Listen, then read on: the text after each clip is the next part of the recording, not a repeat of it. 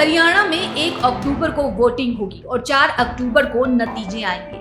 आदर्श आचार संहिता लगते ही यमुनानगर जिला प्रशासन पूरी तरह से चुनावी मोड में आ गया है। लघु सचिवालय में यमुनानगर के डीसी कैप्टन मनोज कुमार और एसपी गंगाराम पुनिया ने प्रेस कॉन्फ्रेंस की। कैप्टन मनोज कुमार ने लोकसभा चुनाव का हवाला देते हुए कहा, हाल ही में लोकसभा के चुनाव अच्छे संपन्न हुए थे, लेकिन इस बार हम कई बूथों पर सुधार करेंगे, जैसे युवा, बुजुर्ग और महिलाओं के अलग से बूथों को बढ़ाया जाएगा।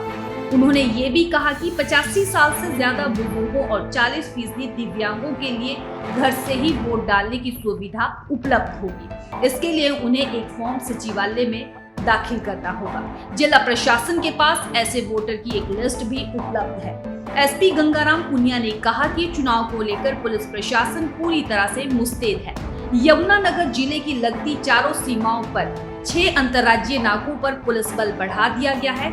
निगरानी के लिए सीसीटीवी से भी नजर रखी जाएगी। इसके लिए जिला पुलिस को जो भी कार्रवाई अपने स्तर पे करनी है वो हमने कार्रवाई शुरू कर दी है।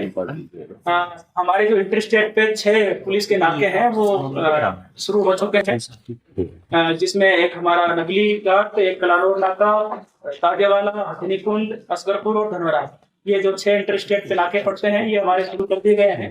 वहाँ पर तैनात पुलिसकर्मी और साथ में ही सीसीटीवी कैमरे भी इंस्टॉल किए गए हैं और उनकी मॉनिटरिंग एसपी कार्यालय के द्वारा शुरू की जा रही है। जैसे पिछली दफा था, हम पिछली दफा से दुगना करेंगे इस बार। जैसे पिछली दफा मान लीजिए ओनली विमेन बूथ 4 थे, तो इस बार हम 8 कर देंगे।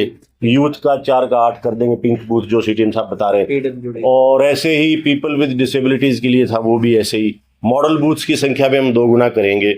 तो इसका अर्थ ये है कहने का कि धीरे धीरे हम इन सब चीज़ों को अपग्रेड करेंगे। जो अशोर्ड मिनिमम फैसिलिटीज़ हैं, एएमएफ जिसको कहते हैं, उससे अगला स्टेप है एएमएफ प्लस या ईएमएफ भी कहते हैं, एक्सटेंडेड फैसिलिटीज़।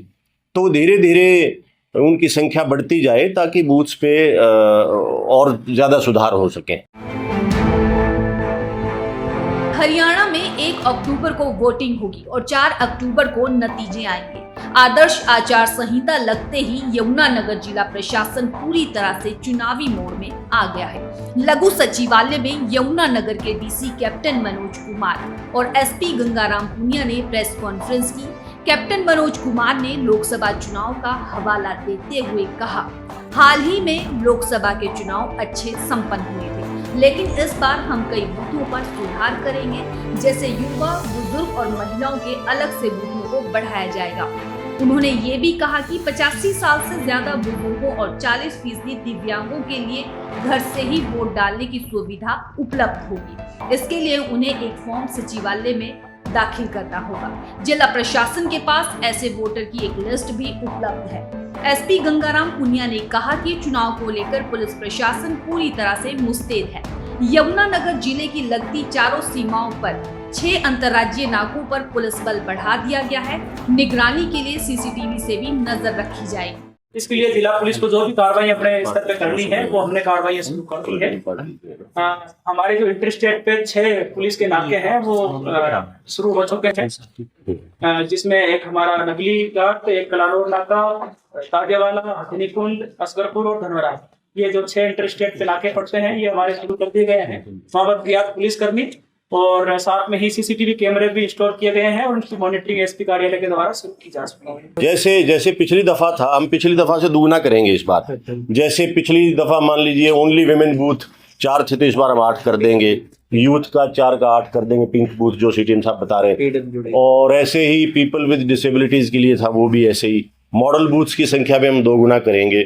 तो इसका अर्थ ये है कहने का कि धीरे धीरे हम इन सब चीज़ों को अपग्रेड करेंगे। जो अशोर्ड मिनिमम फैसिलिटीज़ हैं, एएमएफ जिसको कहते हैं, उससे अगला स्टेप है एएमएफ प्लस या ईएमएफ भी कहते हैं, एक्सटेंडेड फैसिलिटीज़। तो धीरे धीरे उनकी संख्या बढ़ती जाए ताकि बूथ्स पे और ज़्यादा सुधार हो सके।